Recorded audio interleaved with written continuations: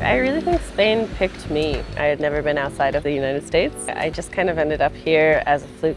Malaga really got put on the map a few years ago when it was voted one of the best places to live abroad. The best thing about living in Spain is the lifestyle. Having fun and being happy rather than just living to work. Public healthcare is free if you're a resident. They have a lot of public holidays as well as 23 paid vacation days. For a beer, it's like €1.50. I think that it's easier to live here.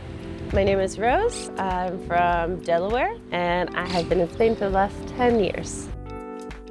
Is the weather always this good in Spain, or? We do get, I think it's about 300 days of sun a year. Okay, yeah. Sometimes I feel grateful for a rainy day. So what prompted you to move to Spain?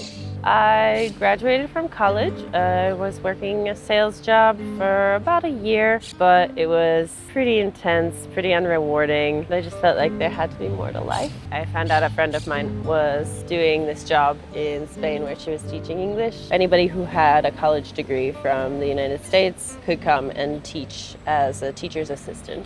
And I decided to give it a go, and it was the best decision I've ever made. I met a Spanish man who I was interested in, and we ended up having a relationship for about 5 years.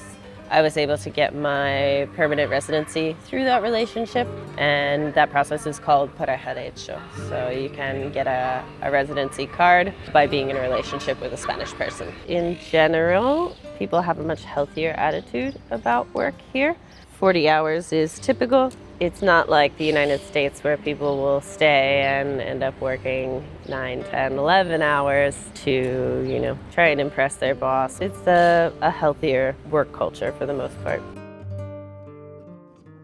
When I was living in Pennsylvania, I was paying between $700 and $800 for a 1-bedroom apartment. And then when I moved to Spain, I moved into a 1-bedroom apartment, but on the 10th floor. It had just these insane, beautiful views of the city, and it was half the price. Wow.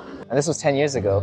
Yes. My rent for my apartment is about €500. My gym membership is about €55 a month. Maybe I spend about €200 a month on food. And sometimes I try and save some money by doing something like Too Good To Go. So you might get something that was originally worth €12, and you get it for $3. Public transportation is also very reasonable. There's some options where you can have a bus card and a metro card. The metro comes out about 33 cents to 50 cents. Very cheap, very effective, and there are lots of buses to kind of surrounding areas of Malaga. I probably spend maybe €10 on transportation per month. And so the rest of the time you're mostly just walking or biking?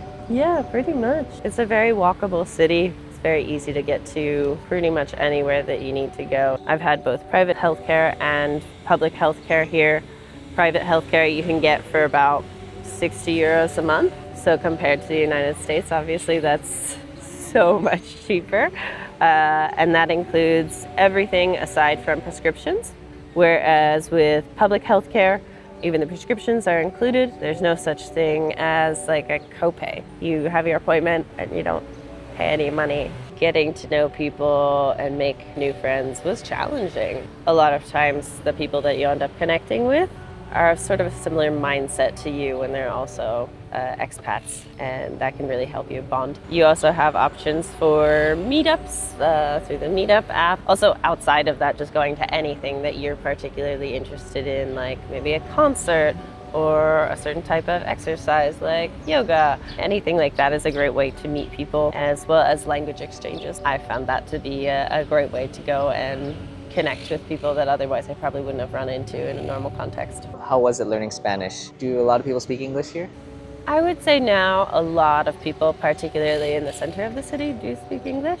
But when I was first learning Spanish, it was really challenging because, of course, in the United States, we study Spanish from kind of Central or South America.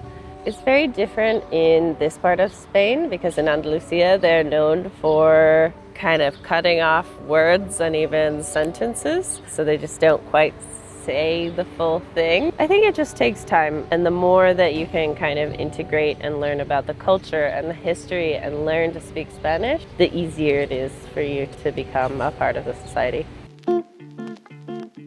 Right now, I'm in training to become a tattoo artist. So part of my day is usually working on some kind of practice. I have my local gym about a 10-minute walk from my house. Usually I do some grocery shopping. Then in the evening, you go to some kind of event or hang out with friends, go get some tapas in the center, have a few beers. Spain is great because they have a lot of public holidays. So a lot of times a holiday will be kind of put together with a weekend, and that's called a puente or a bridge. So that way you have 3 or 4 days that you can go and take a long weekend even if you're working.